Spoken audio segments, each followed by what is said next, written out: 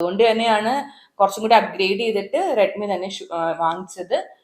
ഇതിന്റെ ക്യാമറയുടെ ഏറ്റവും വലിയൊരു പ്രത്യേകത എന്ന് പറയുന്നത് ഇതിനകത്ത് കൊടുത്തിരിക്കുന്ന ഒരു മോഡാണ് മൾട്ടി വീഡിയോ മോഡ് എന്ന് പറയും. Hello guys, welcome back to Tech Pro Reviews. ഇന്നത്തെ വീഡിയോയിൽ നമ്മൾ കാണാൻ പോകുന്നത് 3 മൊബൈൽ ഫോണാണ്.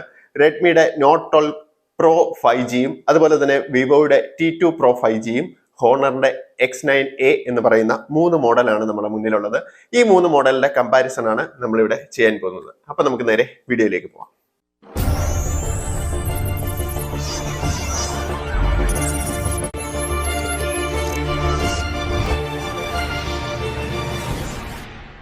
സോ ഇതാണ് ഹോണറിന്റെ X9A എന്ന് പറയുന്ന ഫോൺ. ഈ ഫോൺ ആക്ച്വലി നമുക്ക് ഇന്ത്യയിലേക്ക് എത്തിയിട്ടില്ല, എത്തുന്നതേ ഉള്ളൂ. സോ ഇതിന്റെ ഒരു പ്രത്യേകത പറയുകയാണെന്നുണ്ടെങ്കിൽ ഇതിന്റെ സ്നാപ്ഡ്രാഗൺ 695ന്റെ 2.2 GHz ഒക്ടാകോർ പ്രോസസ്സറാണ് ഈ ഒരു ഫോണിൽ യൂസ് ചെയ്യുന്നത്. ഇതിന്റെ ഒരു ഹൈലൈറ്റ് എന്താണെന്ന് ചോദിച്ചു കഴിഞ്ഞാൽ ഇതിന്റെ കേർവ് ഡിസ്പ്ലേ തന്നെയാണ്. ഡിസ്പ്ലേ നോക്കുകയാണെന്നുണ്ടെങ്കിൽ രണ്ട് സൈഡിലേക്കും കേർവ്ഡ് ആയിട്ട് ഇരിക്കുന്നുണ്ട്. സോ അത് കാണാനും അതുപോലെ തന്നെ യൂസ് ചെയ്യാനും കുറച്ചും കൂടെ യൂസർ ഫ്രണ്ട്ലി ആയിട്ട് തന്നെ ഇരിക്കുന്ന ഒരു ഫോണാണ്. ഇതിന്റെ റാം എത്രയാണെന്ന് ചോദിക്കുകയാണെന്നുണ്ടെങ്കിൽ 6GB 8GB ആയിട്ടുള്ള റാം ഓപ്ഷൻ ആണുള്ളത്. 8GB പ്ലസ് 5GBയുടെ ഹോണർ റാം, അതായത് അഡീഷണലി കൊടുക്കാൻ പറ്റുന്ന റാം കൂടെ ഈ ഫോണിനകത്ത് ഹോണറിൽ കൊടുത്തിട്ടുണ്ട്. ഇതിനകത്ത് മാജിക് OS 7.1 ആണ്. ആൻഡ്രോയിഡ് 13 ആണ് ഇതിന്റെ വെർഷൻ. 128GBയും 256GBയും മെമ്മറി നമുക്ക് ഇതിനകത്ത് ലഭിക്കുകയും ചെയ്യും. ഇനി ഈ ഒരു ഫോണിന്റെ കാര്യം പറയുകയാണെന്നുണ്ടെങ്കിൽ ഇത് വിവോയുടെ T2 പ്രോ 5G എന്ന് പറയുന്ന ഫോണാണ്. ഇതിനകത്ത് MediaTek Dimensity 7200 2.8 GHz octa-core പ്രോസസ്സറാണ് use ചെയ്യുന്നത്. ഇതിന്റെ ഏറ്റവും ഹൈലൈറ്റ് ആയിട്ട് പറയുന്നത് ഇതിന്റെ മാർബിൾ ഡിസൈൻ ആണ്. അതായത് ബാക്ക് സൈഡിൽ നോക്കിക്കഴിഞ്ഞാൽ ഒരു പക്ക മാർബിൾ ആയിട്ട് നല്ല ഗ്ലിറ്ററിംഗ് ഉള്ള, കാണാൻ വളരെ ഭംഗിയുള്ള ഒരു ഫോണാണ് വിവോയുടെ ഈ ഒരു ഫോണ്. ഇതിന്റെ ഡിസ്പ്ലേയുടെ കാര്യം നോക്കുകയാണെന്നുണ്ടെങ്കിൽ കേർവ്ഡ് ഡിസ്പ്ലേ തന്നെയാണ് വരുന്നത്. റാമിന്റെ കാര്യം പറയുകയാണെന്നുണ്ടെങ്കിൽ 8GB പ്ലസ് 8GB എന്നുള്ളതാണ്. അതായത് 8GB പ്ലസ് അഡീഷണൽ 8GB ആയിട്ട് ഇതിന്റെ റാം പറയുന്നുണ്ട്. അതുപോലെ തന്നെ 128GBയുടെ മെമ്മറിയും 256GBയുടെ മെമ്മറിയും ഇതിനകത്ത് അവൈലബിൾ ആണ്. ഇതിനകത്ത് ഫൺ ടച്ച് OS 13 ആണ് യൂസ് ചെയ്തിരിക്കുന്നത്. ആൻഡ്രോയിഡ് 13 ആണ്. ഇനി അടുത്ത ഫോൺ, അതായത് റെഡ്മി നോട്ട് 12 5Gയിലേക്ക് പോവുകയാണെന്നുണ്ടെങ്കിൽ ഇതിലും ഡയമൻസിറ്റി 1080 ആണ് പ്രോസസ്സർ യൂസ് ചെയ്തിരിക്കുന്നത്. 2.6 GHz ഒക്ടാകോർ പ്രോസസ്സർ. ഇതിൻ്റെ അകത്ത് നമുക്ക് കേർവ് ഡിസ്പ്ലേ വരുന്നില്ല, നോർമൽ ഡിസ്പ്ലേ തന്നെയാണ് വരുന്നത്. 4GB എക്സ്പാൻഡബിൾ മെമ്മറിയാണ് ഇതിനകത്ത് കൊടുത്തിരിക്കുന്നത്. 256GB ആണ് ഇതിനകത്ത് സ്റ്റോറേജ് നമുക്ക് വരുന്നത്. MIUIയുടെ ഗ്ലോബൽ 14.0.4 ആണ് ഇതിനകത്ത് OS. ആൻഡ്രോയിഡ് 13 ആണ്. ഇനി നമുക്ക് ഈ ഫോണിന്റെ കൂടുതൽ ഡീറ്റെയിലേക്ക് പോവാം. ഇതിന്റെ ഡിസ്പ്ലേയുടെ കാര്യം പറയുകയാണെന്നുണ്ടെങ്കിൽ, അതായത് ഹോണറിന്റെ ഡിസ്പ്ലേയുടെ കാര്യം പറയുകയാണ് എന്നുണ്ടെങ്കിൽ ഇതിനകത്ത് 6.67 ഇഞ്ചിന്റെ ഡിസ്പ്ലേ ആണ് വരുന്നത്. 2400x1080 ആണ് ഇതിന്റെ റെസൊല്യൂഷൻ വരുന്നത്. ഇതിനകത്ത് ഇൻ ഡിസ്പ്ലേ ഫിംഗർ പ്രിന്റ് ഓപ്ഷനും കൊടുത്തിട്ടുണ്ട്. സ്ക്രീനിന്റെ ക്ലാരിറ്റി നോക്കുകയാണെന്നുണ്ടെങ്കിൽ അത്യാവശ്യം നല്ല ക്ലാരിറ്റി തന്നെയാണ്. നല്ല സ്മൂത്ത് ആയിട്ട് പോകുന്നുണ്ട്. ഫങ്ഷൻസ് ഒക്കെ വളരെ കൃത്യമായിട്ട് കിട്ടുന്നുണ്ട്. നല്ല ബ്രൈറ്റ്നെസ് ഉണ്ട്. അത് പകലാണെങ്കിലും രാത്രിയാണെങ്കിലും നല്ല ക്ലാരിറ്റിയിൽ നല്ല ബ്രൈറ്റ്നെസ്സിലെ AMOLED ഡിസ്പ്ലേയുടെ ആ ഒരു 100% എഫിഷ്യൻസിയും ഇതിനകത്ത് കാണിക്കുന്നുണ്ട്. അതുപോലെ തന്നെ വിവോയുടെ കാര്യം പറയുകയാണെന്നുണ്ടെങ്കിൽ ഇതിനകത്ത് 6.78 ഇഞ്ചിന്റെ ഡിസ്പ്ലേ ആണ് വരുന്നത്.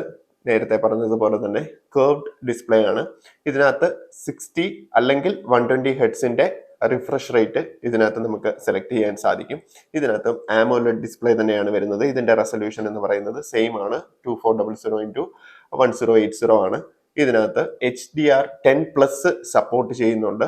ഇതിലും in display finger print sensor കൊടുത്തിട്ടുണ്ട്. ഇനി നമുക്ക് റെഡ്മിയുടെ നോട്ട് 12ലേക്ക് വരികയാണെന്നുണ്ടെങ്കിൽ ഇതിനകത്ത് 6.67 ഇഞ്ചിന്റെ AMOLED ഡിസ്പ്ലേ ആണ് കൊടുത്തിരിക്കുന്നത്. 30 മുതൽ 120 ഹെഡ്സ് വരെ നമുക്ക് റിഫ്രഷ് റേറ്റ് ഈ സ്ക്രീനിൽ നമുക്ക് സെലക്ട് ചെയ്യാൻ സാധിക്കും. ഇതിനകത്തും HDR10+ സപ്പോർട്ട് ചെയ്യുന്നുണ്ട്. അതുപോലെ തന്നെ ഫിംഗർ പ്രിന്റ് വരുന്നത് സൈഡിലാണ്. ഇനി ഫോണിന്റെ ഡിസൈൻ വൈസ് നോക്കുകയാണ് എന്നുണ്ടെങ്കിൽ ഏറ്റവും കൂടുതൽ കാണാൻ ഭംഗിയുള്ള ഫോൺ എന്ന് പറയുകയാണെന്നുണ്ടെങ്കിൽ അത് വിവോയുടെ ഫോൺ തന്നെയാണ്. ബാക്ക് സൈഡിലെ ഈ ഒരു ഭാഗം തന്നെയാണ് അതിന്റെ ഏറ്റവും ഹൈലൈറ്റ് ആയിട്ട് വരുന്നത്. സൈഡിലേക്ക് നോക്കുമ്പോഴത്തേക്ക് ഇവിടെ ഒരു ഗോൾഡൻ ഫിനിഷും കൂടെ വരുന്നുണ്ട്. ഫ്രണ്ടിൽ നമുക്ക് കേർവ്ഡ് ഡിസ്പ്ലേയും കൊടുത്തിട്ടുണ്ട്. അങ്ങനെ മൊത്തത്തിൽ നോക്കുകയാണെന്നുണ്ടെങ്കിൽ സ്ലിം ആയിട്ടുള്ള ഒരു ഫോണാണ്. വലിയ വെയിറ്റും കാര്യങ്ങളും ഒന്നുമില്ല. സൈഡ് നോക്കുകയാണെന്നുണ്ടെങ്കിൽ ഇവിടെ താഴെ സ്പീക്കർ കൊടുത്തിട്ടുണ്ട്, USB-Cയും കൊടുത്തിട്ടുണ്ട്, പ്ലസ് സിം ഇടുന്നതിന് വേണ്ടിയിട്ടുള്ള സ്ലോട്ട് കൊടുത്തിട്ടുണ്ട്. 2 നാനോ സിം ആണ് ഇതിനകത്ത് ഇടുന്നത്. മൊത്തത്തിൽ നോക്കുകയാണെന്നുണ്ടെങ്കിൽ ഏറ്റവും ഭംഗിയുള്ള ഫോൺ എന്ന് പറയാൻ പറ്റുന്ന ഇതാണ്. അടുത്തത് നമുക്ക് ഹോണറിന്റെ ഫോൺ എടുക്കുകയാണെന്നുണ്ടെങ്കിൽ അതിന്റെ വെറൈറ്റി ആയിട്ട് നമുക്ക് കാണാൻ പറ്റുന്നത് ഈ ഒരു ക്യാമറ മോഡ്യൂൾ തന്നെയാണ്. ഒരു ഡിസ്ക് പുറകിലേക്ക് എടുത്ത് വെച്ചിരിക്കുന്നത് പോലെയാണ് നമുക്ക് കണ്ടാൽ തോന്നുന്നത്. അതിനകത്ത് 3 ക്യാമറാസും മറ്റു കാര്യങ്ങളൊക്കെ വന്നിട്ടുണ്ട്. ഒരു മാറ്റ് ഫിനിഷ് ആണ് ഇതിനകത്ത് വന്നിരിക്കുന്നത്. നമ്മുടെ കൈയുടെ പാടുകളൊന്നും ഇതിനകത്ത് പറ്റത്തില്ല. ഇതിന്റെ ആണെങ്കിലും സൈഡില് വിവോയിൽ കണ്ടതുപോലെ തന്നെയുള്ളൊരു ചെറിയ ഫ്രെയിം പോലെ സെപ്പറേറ്റ് ഒരു കളർ ഹൈലൈറ്റ് ചെയ്ത് കോൺട്രാസ്റ്റിംഗ് കളറിൽ നമുക്ക് കൊടുത്തിട്ടുണ്ട്. അതുപോലെ തന്നെ കേർവ് ഡിസ്പ്ലേയും വരുന്നുണ്ട്, വളരെ തിന്നാണ്. സോ ഈ 2 ഫോണുകളും കമ്പാരിറ്റീവ്ലി നോക്കുകയാണെന്നുണ്ടെങ്കിൽ സെയിം വെയിറ്റ് തന്നെയാണ് ഇതിനകത്ത് നമുക്ക് ഫീൽ ചെയ്യുന്നത്. പിടിച്ചു കഴിയുമ്പോഴും സെയിം ഒരു ഡയമെൻഷൻ തന്നെയാണ് നമുക്ക് കയ്യിൽ ഫീൽ ചെയ്യുന്നത്.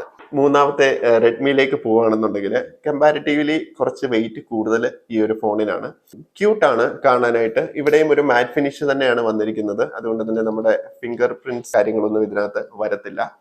സൈഡിലേക്ക് നോക്കുമ്പോഴത്തേക്ക് ഷാർപ്പായിട്ടുള്ള എഡ്ജസ് ആണ് ഇതിനകത്ത് വന്നിരിക്കുന്നത്.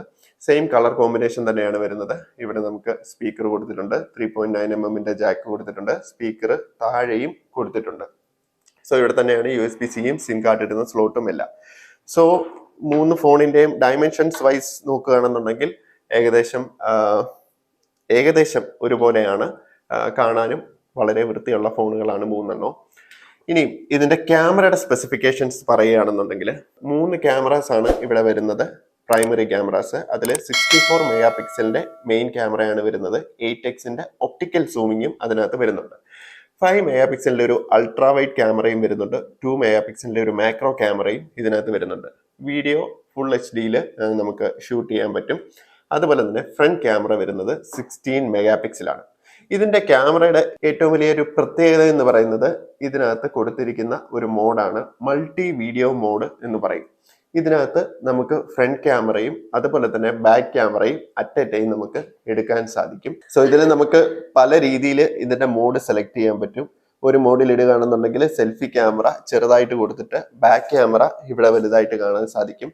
അടുത്തൊരു മോഡിലേക്ക് ഇടുകയാണെന്നുണ്ടെങ്കിൽ രണ്ടും ബാക്ക് ക്യാമറ തന്നെ നമുക്ക് കൊടുക്കാൻ സാധിക്കും. ഒരെണ്ണം സൂം ഇൻ ചെയ്തതും സൂം ഔട്ട് ചെയ്തതും സൂം ഒക്കെ നമുക്ക് ഇവിടെ കൺട്രോൾ ചെയ്യാൻ പറ്റും എങ്ങനെ വേണം എന്നുള്ളത്. അടുത്തൊരു മോഡിലോട്ട് പോവുകയാണെന്നുണ്ടെങ്കിൽ 50-50 ആയിട്ട് കാണിക്കും. ഒരു പകുതി മുഴുവൻ ഫ്രണ്ട് ക്യാമറയും ബാക്കി പകുതി മുഴുവൻ ബാക്ക് ക്യാമറയുമായിട്ട് നമുക്ക് വരും. അടുത്തൊരു മോഡിലോട്ട് പോവുകയാണെന്നുണ്ടെങ്കിൽ ഫുൾ ബാക്ക് റിയർ മാത്രമായിട്ടും അടുത്തതിൽ ഫുൾ ഫ്രണ്ട് മാത്രമായിട്ടും അങ്ങനെ പല രീതിയിൽ നമുക്ക് ഷൂട്ട് ചെയ്യാം. ഷൂട്ട് ചെയ്ത് അതിന്റെ ഔട്ട്പുട്ട് വരുന്നതും ഇതുപോലെ തന്നെയായിരിക്കും വീഡിയോ വരുന്നത്. ഒരൊറ്റ വീഡിയോയ്ക്കകത്ത് 2 ഇമേജസ് ആയിട്ട് വീഡിയോയിൽ നമുക്ക് കാണാൻ പറ്റും എന്നുള്ളതാണ് ഈ ഒരു ഫോണിന്റെ ഏറ്റവും വലിയ പ്രത്യേകതയായിട്ട് ഞാൻ കണ്ടിട്ടുള്ളത്. സോ നമ്മൾ വിവോയുടെ ക്യാമറ നോക്കുകയാണെന്നുണ്ടെങ്കിൽ പ്രൈമറി 2 ക്യാമറാസ് ആണ് നമുക്ക് വരുന്നത്. ഒരെണ്ണം 64 മെഗാ പിക്സലിന്റെ മെയിൻ ക്യാമറയും 2 മെഗാ പിക്സലിന്റെ സെക്കൻഡ് ക്യാമറയുമാണ് ഇതിനകത്ത് വരുന്നത്. ഇതിന്റെ വീഡിയോയുടെ കാര്യം പറയുകയാണെന്നുണ്ടെങ്കിൽ 4K 30 FPS നമുക്ക് വീഡിയോ ഷൂട്ട് ചെയ്യാൻ പറ്റും. ഫുൾ HD ലാണെങ്കിൽ 60 FPS നമുക്ക് ഷൂട്ട് ചെയ്യാൻ പറ്റും. ഇനി പ്രൈമറി ക്യാമറ പഞ്ച് ഹോൾ ക്യാമറയാണ് വരുന്നത്. ഹോണറിന്റെ കാര്യം പറഞ്ഞതുപോലെ തന്നെ 16 മെഗാ പിക്സലിന്റെ ക്യാമറയാണ്. ഇതിനകത്ത് ഫുൾ HD 30 FPS നമുക്ക് വീഡിയോസ് എടുക്കാനും സാധിക്കും. ഇതിന്റെ ക്യാമറയുടെ ഒരു പ്രധാന പ്രത്യേകത എന്ന് പറയുന്നത് ഒപ്റ്റിക്കൽ ഇമേജ് സ്റ്റെബിലൈസേഷൻ ആണ്. നല്ല രീതിയിൽ ഇമേജ് സ്റ്റെബിലൈസേഷൻ വർക്ക് ചെയ്യുന്നുണ്ട്. നമ്മൾ വീഡിയോ ഓൺ ആക്കുകയാണ് എന്നുണ്ടെങ്കിൽ അത്യാവശ്യം നല്ല രീതിയിൽ ഞാനിപ്പം ഷെയ്ക്ക് ആക്കി കൊടുക്കുകയാണെന്ന് പറഞ്ഞാലും വീഡിയോയുടെ ഔട്ട് വരുമ്പോഴത്തേക്ക് ആ ഷെയ്ക്കൊക്കെ ഒഴിവാക്കിക്കൊണ്ട് തന്നെയാണ് വരുന്നത്. കൃത്യമായിട്ട് ഇതിനകത്ത് മെക്കാനിക്കൽ രീതിയിൽ തന്നെ ഇതിന്റെ ഇമേജ് സ്റ്റെബിലൈസേഷൻ നടക്കുന്നുണ്ട്. ഇനി അടുത്ത ഫോണിലേക്ക് പോവുകയാണെന്നുണ്ടെങ്കിൽ റെഡ്മിയിലേക്ക് പോവുകയാണെന്നുണ്ടെങ്കിൽ ഇതിനകത്തും നമുക്ക് 3 ക്യാമറാസ് ആണ് വരുന്നത്. പ്രൈമറി 15 മെഗാ പിക്സലിന്റെ ക്യാമറയും 8 മെഗാ പിക്സലിന്റെ അൾട്രാ വൈഡ് ക്യാമറയും 2 മെഗാ പിക്സലിന്റെ മാക്രോ ക്യാമറയുമാണ് ഇതിനകത്ത് വരുന്നത്. ഇതിനകത്ത് 4Kയുടെ വീഡിയോ റെക്കോർഡിംഗ് 30 FPS എടുക്കാം. ഫുൾ HD ആണെങ്കിൽ 60 FPS പോകും. സോ റെഡ്മിയുടെ ഫ്രണ്ട് ക്യാമറയുടെ കാര്യം പറയുകയാണെന്നുണ്ടെങ്കിൽ മറ്റ് ഫോണുകളുടെ ക്യാമറയുടെ കാര്യം പറഞ്ഞതുപോലെ തന്നെ 16 മെഗാ പിക്സലിന്റെ ക്യാമറയാണ്. ഇതിനകത്ത് പഞ്ച് ഹോൾ തന്നെയാണ് വന്നിരിക്കുന്നത്. അതുപോലെ തന്നെ ഫുൾ HD 30 FPS നമുക്ക് വീഡിയോ റെക്കോർഡ് ചെയ്യാൻ സാധിക്കുന്നുണ്ട്. സോ ഇതിന്റെ ക്യാമറയാണ് കൂട്ടത്തിലേക്ക് ഏറ്റവും നല്ല ക്യാമറ. കാരണം എന്താണെന്ന് ചോദിച്ചു കഴിഞ്ഞാൽ ഇതിന് രണ്ട് പ്രത്യേകതകളുണ്ട്. ഒന്ന്, ഇതിന്റെ ഒപ്റ്റിക്കൽ ഇമേജ് സ്റ്റെബിലൈസേഷനും അതുപോലെ തന്നെ സോണിയുടെ IMX766ന്റെ സെൻസറാണ് ഇതിനകത്ത് യൂസ് ചെയ്തിരിക്കുന്നത്. ഈ രണ്ട് കോമ്പിനേഷൻ കൂടെ വരുമ്പോഴത്തേക്ക് ഏറ്റവും ബെസ്റ്റ് ക്യാമറ ഇതിനകത്താണ് കിട്ടുന്നത്. നമ്മൾ വീഡിയോ ഷൂട്ട് ചെയ്ത് നോക്കുമ്പോഴത്തേക്ക് ഒപ്റ്റിക്കൽ ഇമേജ് സ്റ്റെബിലൈസേഷൻ ഒക്കെ നല്ല ഭംഗിയായിട്ട് നമുക്ക് ഇതിനകത്ത് കിട്ടുന്നുണ്ട്. വീഡിയോ ഷൂട്ട് ചെയ്യുന്ന സമയത്ത് ചെറിയ കുലുക്കങ്ങളൊക്കെ വന്നാലും അത് റെക്കോർഡ് ചെയ്ത് വരുന്ന സമയത്ത് വളരെ ക്ലീൻ ആയിട്ടുള്ള ഒരു ഇമേജ് ആണ് നമുക്ക് തരുന്നത്. ഈ വിലയ്ക്ക് കിട്ടുന്ന ഫോണിൽ അത്യാവശ്യം നല്ല പെർഫോമൻസ് തന്നെയാണ് ഇതിന്റെ ക്യാമറയിൽ നിന്ന് നമുക്ക് കിട്ടുന്നത്. ഇനി ബാറ്ററിയുടെ കാര്യം പറയുകയാണെന്നുണ്ടെങ്കിൽ ഹോണറിന്റെ ബാറ്ററിയിലെ 5100 mAhന്റെ ലിഥിയം പോളിമർ ബാറ്ററിയാണ് യൂസ് ചെയ്തിരിക്കുന്നത്. 43 വാട്ട്സിന്റെ ഫാസ്റ്റ് ചാർജിങ്ങും ഇതിനകത്ത് കൊടുത്തിട്ടുണ്ട്. ഓക്കെ, നമ്മൾ വിവോയുടെ ബാറ്ററിയുടെ കാര്യം പറയുകയാണെന്നുണ്ടെങ്കിൽ 4600 mAhന്റെ ലിഥിയം അയോൺ ബാറ്ററിയാണ് ഇതിനകത്ത് യൂസ് ചെയ്തിരിക്കുന്നത്. പക്ഷേ 66 വാട്ട്സിന്റെ ഫാസ്റ്റ് ചാർജർ ഇതിന് കൊടുത്തിട്ടുണ്ട്. ഇനി നമ്മൾ റെഡ്മിയുടെ ബാറ്ററിയുടെ കാര്യം പറയുകയാണെന്നുണ്ടെങ്കിൽ 5000 mAhന്റെ ബാറ്ററിയാണ് ഇതിനകത്ത് യൂസ് ചെയ്തിരിക്കുന്നത്. 67 വാട്ട്സിന്റെ ഫാസ്റ്റ് ചാർജിങ് ആണ് ഇതിനകത്ത് കൊടുത്തിരിക്കുന്നത്. 46 മിനിറ്റ് കൊണ്ട് 100% ഈ ഫോണിൽ ചാർജ് കയറും. വിവോയുടെ ഒരു പ്രത്യേകതയുടെ കാര്യം പറയുകയാണെന്നുണ്ടെങ്കിൽ ഇതിനകത്ത് ഡ്യുവൽ വൈഫൈ ബാൻഡാണ് കൊടുത്തിരിക്കുന്നത്. 2.4 GHzന്റെയും അതുപോലെ തന്നെ 5 GHzന്റെയും ഡ്യുവൽ വൈഫൈ കൊടുത്തിട്ടുണ്ട്. മറ്റൊരു പ്രത്യേകത, ഇതിനകത്ത് vapour chamber liquid cooling system ആണ് യൂസ് ചെയ്തിരിക്കുന്നത്. അതുകൊണ്ട് തന്നെ ഹീറ്റിംഗ് വളരെയധികം കുറവായിരിക്കും ഇതിനകത്ത് വരുന്നത്. ഇനി ഇതിന് മറ്റൊരു പ്രത്യേകത, ഇതിന് 4D ഗെയിമിന്റെ വൈബ്രേഷൻ സിസ്റ്റം യൂസ് ചെയ്തിട്ടുണ്ട്.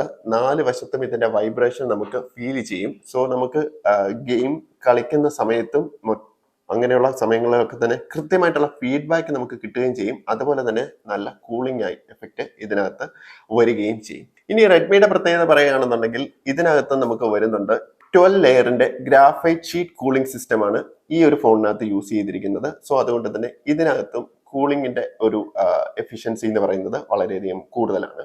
ഇനി മറ്റൊരു റെഡ്മിയുടെ എല്ലാ ഫോണുകളിലും ഉള്ള പ്രത്യേകത തന്നെയാണ് IR ബ്ലാസ്റ്റർ. നമുക്കിതൊരു റിമോട്ട് ആയിട്ട് യൂസ് ചെയ്യുകയും ചെയ്യാം. ഇനി ഇതിന്റെ പ്രൈസ് പറയുകയാണെന്നുണ്ടെങ്കിൽ റെഡ്മിയുടെ പ്രൈസ് വരുന്നത് ഏകദേശം 26,000 rupees ആണ് വരുന്നത് ഇതിന്റെ ടോപ്പ് വേരിയന്റിന്. വിവോയുടെ പ്രൈസിന്റെ കാര്യം പറയുകയാണെങ്കിൽ 25,000 rupees ആണ് അപ്രോക്സിമേറ്റ്ലി പ്രൈസ് വരുന്നത് ഇതിന്റെ ടോപ്പ് എൻഡ് വേരിയന്റിന്. ഹോണറിന്റെ പ്രത്യേകത എന്ന് പറയുന്നത് ഇത് ഇന്ത്യയിൽ അവൈലബിൾ അല്ല എന്നുള്ളത് തന്നെയാണ് ഏറ്റവും വലിയ പ്രത്യേകത. സോ ഇതിന്റെ പ്രൈസ് നമുക്ക് പറയാൻ പറ്റില്ല. ഏകദേശം 25,000 rupeesന്റെ ഇന്ത്യൻ മണിയാണ് നമ്മൾ ഇതിന്റെ റഫ് എസ്റ്റിമേറ്റ് ആയിട്ട് പറയുന്നത്. സോ ഇത് ഇന്ത്യയിൽ ലോഞ്ച് ചെയ്യുന്ന സമയത്ത് ആ ഒരു പ്രൈസിന് നമുക്ക് കിട്ടുകയും ചെയ്യും. സോ ഇനി 3 ഫോണിന്റെ പ്രത്യേകതകൾ നോക്കുകയാണെന്നുണ്ടെങ്കിൽ ഓരോന്നിനും അതിൻ്റെതായിട്ടുള്ള പ്രത്യേകതകളുണ്ട്. ഇപ്പോൾ ഹോണറിന്റെയും വിവോയുടെയും ഫോൺ എടുക്കുകയാണെന്നുണ്ടെങ്കിൽ ഇതിൽ രണ്ടിന്റെയും സ്ക്രീനിന്റെ ഒരു പ്രത്യേകത ഒരുപോലെ തന്നെയാണ്. ഇതിന്റെ കർവ് സ്ക്രീൻ ആണ് വരുന്നത്. അതുപോലെ തന്നെ ക്യാമറയുടെ പെർഫോമൻസും ഇതിനകത്ത് വരുന്ന മോഡുകളും കാര്യങ്ങളും എല്ലാം ഓൾമോസ്റ്റ് സിമിലർ ആണ്. വിഷ്വലി ഏകദേശം സിമിലർ ആയിട്ടുള്ള ഫോൺ തന്നെയാണ് രണ്ടും. അതിന്റെ ഒരു ഭംഗി ഇതിനകത്ത് കാണാനുണ്ട്. അതേസമയം റെഡ്മിയുടെ കാര്യം പറയുകയാണെന്നുണ്ടെങ്കിൽ ഇതിനകത്ത് ക്യാമറയുടെ ഏറ്റവും വലിയ ഹൈലൈറ്റ് സോണിയുടെ സെൻസറും അതുപോലെ തന്നെ ഒപ്റ്റിക്കൽ ഇമേജ് സ്റ്റെബിലൈസേഷനും കൂടെ കമ്പൈൻ ചെയ്തിട്ടുള്ള ഒരു ഫോണാണ് വരുന്നത്. ക്യാമറയാണ് ഇതിന്റെ ഒരു ഏറ്റവും വലിയ ഹൈലൈറ്റ് ആയിട്ട് നമുക്ക് പറയാൻ പറ്റുന്നത്. അങ്ങനെ 3 ഫോണിനും ഏകദേശം ഒരേ പ്രൈസാണ് വരുന്നത്. ഏകദേശം ഒരേ ക്യാമറ സ്പെസിഫിക്കേഷൻസ് ഒക്കെ തന്നെയാണ് വരുന്നത്. പെർഫോമൻസ് വൈസും ഏകദേശം ഒരുപോലൊക്കെ തന്നെയാണ് വരുന്നത്. സോ നിങ്ങൾക്ക് ഇതിന്റെ ലുക്കും അതുപോലെ തന്നെ സ്ക്രീനും ഒക്കെയാണ് വേണ്ടുന്നത് എന്നുണ്ടെങ്കിൽ വിവോയിലേക്കോ ഹോണറിലേക്കോ നോക്കാം. ഇനിയും ക്യാമറയുടെ പെർഫോമൻസ് അതുപോലെ തന്നെ മൊത്തത്തിലുള്ള പെർഫോമൻസ് വൈസ് കൂടുതലാണ് വേണമെന്നുണ്ടെങ്കിൽ നിങ്ങൾക്ക് റെഡ്മിയും നോക്കാവുന്നതാണ്. ഇത് സുമി, ഇത് നീതു, ഇത് ഡയാന, ഇവരുടെയാണ് ഈ 3 ഫോണുകൾ നമ്മൾ യൂസ് ചെയ്തിട്ടുള്ളത്. ഇവരുടെ ഒരു ഫോണിന്റെ റിവ്യൂ ആണ് നമ്മൾ കണ്ടത്. കോർട്ടസി ഇവരുടെ അടുത്താണ് നമുക്ക് പറയേണ്ടതായിട്ടുള്ളത്. ഹോണർ ഫോൺ യൂസ് ചെയ്യുന്നത് സുമിയാണ്, വിവോയുടെ ഫോൺ യൂസ് ചെയ്യുന്നത് ഡയാനയാണ്, അതുപോലെ തന്നെ റെഡ്മിയുടെ ഫോൺ യൂസ് ചെയ്യുന്നത് നീതു ആണ്. എങ്ങനെയുണ്ട് നിങ്ങളുടെ ഫോൺ യൂസ് ചെയ്തിട്ട്? ഞാൻ വളരെ റീസെന്റ് ആണ് ഇത് ഉപയോഗിച്ച് തുടങ്ങിയിട്ടുള്ളത്. നേരത്തെ പറഞ്ഞ പോലെ തന്നെ നല്ല ഭംഗിയുണ്ട്, ലൈറ്റ് വെയിറ്റ് ആണ്, ഈസി ടു ക്യാരി ആണ്.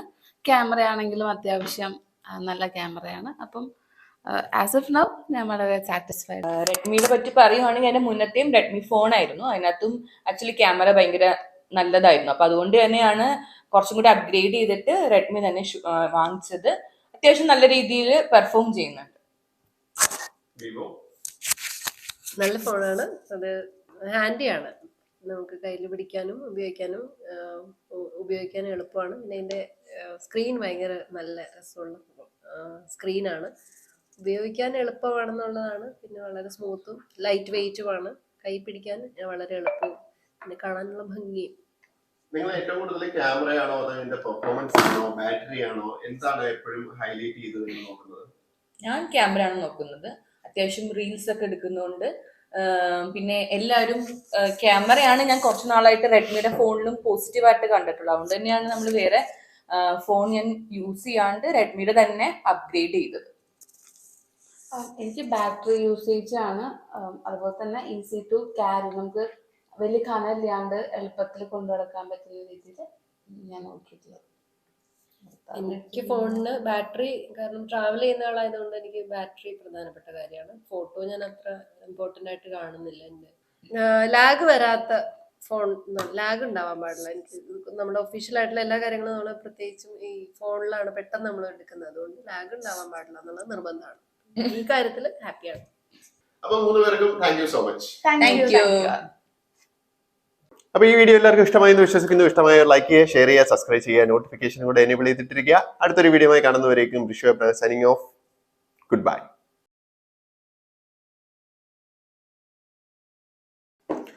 ഡൺ. ഇനിയിപ്പോ എല്ലാം ക്ലോസപ്പ് ഷൂട്ടുകൾ മാത്രം.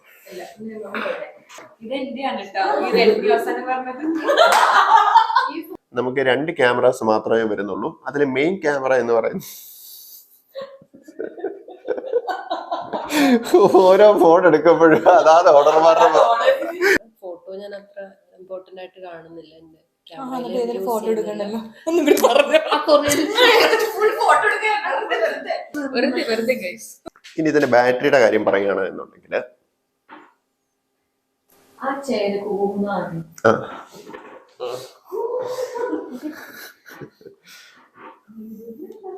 Lithium polymer.